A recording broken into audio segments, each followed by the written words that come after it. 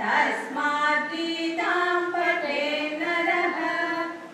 నువ్వు ఎప్పుడైతే గీతా పారాయణం చేస్తావో అప్పుడు దానిలోని అర్థం తెలుసుకోవాలన్న జిజ్ఞాస మొదలవుతుంది. నువ్వు ఎప్పుడైతే అర్థం తెలుసుకోవడం మొదలు పెడతావో అప్పుడు జ్ఞానం ఉద్భవిస్తుంది. అటువంటి జ్ఞానం యొక్క ఫలితమే పరిపూర్ణ జీవితము. అందువల్ల ప్రతి ఒక్కరూ గీతను తప్పకుండా చదవాలి.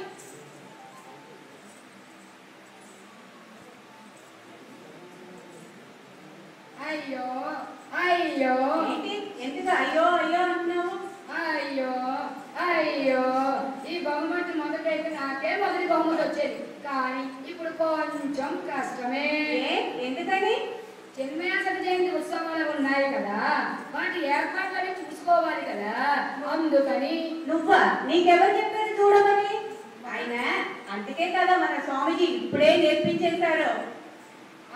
ఒకరు చెప్పేది నాకు, నేను చేస్తాను. ఇవి అన్నీ నువ్వు గీతా పఠన పోటీల నుంచి తప్పించుకోవడానికి వేసే వేషాలన్నీ ఇక్కడ ఉన్న వాళ్ళందరికీ బాగా తెలుసులే. అయ్యో, నేను ఏమి చేసినా అందరికీ ఎలా తెలిసిపోతుందో నా కర్మ. గురుదేవుల జీవితం మీద సంగీత నృత్య రూపకము, సంక్షిప్త చిత్రము, ఉపనిషత్ గంగను వివిధ భాషలలోకి అనువదించడం లాంటి ఎన్నో బృహత్తర కార్యక్రమాలు ముందు ముందు ఉన్నాయి.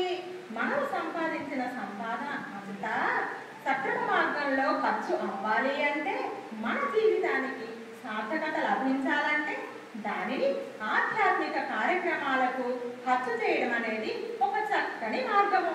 దీని వివరాలు కూడా సూచించబడ్డాయి. అవును, ఏదో ఒక కొత్త విభాగాన్ని మొదలు పెట్టారంట కదా, ఏమిటది? ఏమిటి దాని విశేషాలు? అవును, చెప్తాను విను. చిప్ సభ్యునిగా చాలా సంవత్సరాలు మిషన్ కార్యకలాపాలలో పాల్గొనిన 29-40 సంవత్సరం మధ్య వయసున్న వ్యక్తిని చిన్మయ సేతుకారిగా నియమించడం జరుగుతుంది. ఏ ఏ శాఖలలో దాని అవసరం ఉందో అక్కడ ఏర్పాటు చేయడం జరుగుతుంది. నేనుంటా. నువ్వా? ఎక్కడ ఉంటావు? చిన్మయ సేతుకారిగా ఉంటా. నీ వయసు ఎంత? నాకు పెళ్లి సంబంధం చూస్తావా? ఏంటి, నీకు పెళ్ళా? మరి ఎందుకు నా వయసు అడిగావు? చిన్మయ సేతుకారిగా ఉండడానికి వయసు 29 నుండి 40 లోపల ఉండాలి. అందుకే నీ వయసు అడిగాను, కానీ నీ పెళ్లి సంబంధం మాత్రం కాదులే.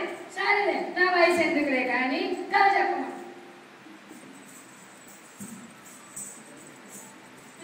భారత వీరకుమార విజయం మనదేరా. వివిధ భాషలలో పుస్తకాలను ప్రచురించాలి. ప్రతి ఇంటిలో ఆరాధనను తప్పక చెయ్యాలి. స్నానాలు మారదాలను నిర్వహించాలి. చిన్మయ జీవిత దర్శనములను ఏర్పాటు చెయ్యాలి.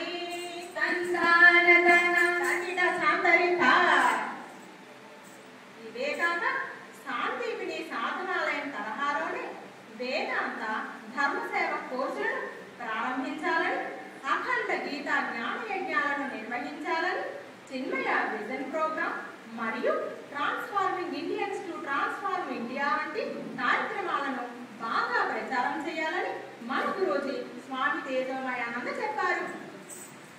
సేవకులకు శిక్షణ శిబిరంలో ఏర్పాటు చేసి వారికి అందరితో కలిసిపోయే అవకాశం కల్పించాలి అని అన్నారు మన పూజ్య గురూజీ స్వామి తేజోమయానంద గారు.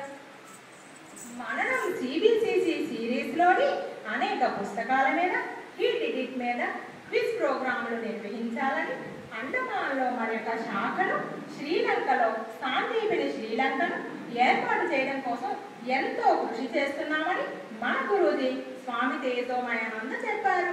ప్రతి ఒక్కరూ వ్యక్తిగత, శాఖ, జాతీయ స్థాయిలలో ఎంతో కృషి చేయాలని, తమ వంతు సహాయ సహకారాలు అందించాలని మన గురూజీ కోరారు.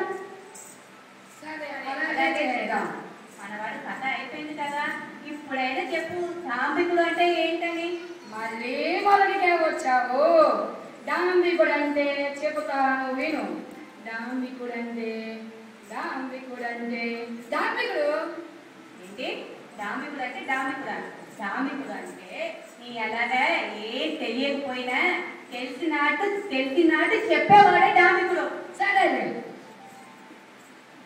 రాముడు కట్టిన సేతు వంతు పూర్తి చేయడానికి ఒక చిన్న ఉడుత సహాయం చేయలేదా? భగవంతుడు మనకి ఆలోచన జ్ఞానం ఇచ్చాడు. ఎటువంటి జ్ఞానం లేని ఉడుత చేసినప్పుడు మన చేయలేమా? రండి కదలి రండి, మన వంతు సహాయాన్ని అందిద్దాము. మన జీవితాన్ని సార్థకం చేసుకుందాం. వందే చిన్మయ సద్గురు.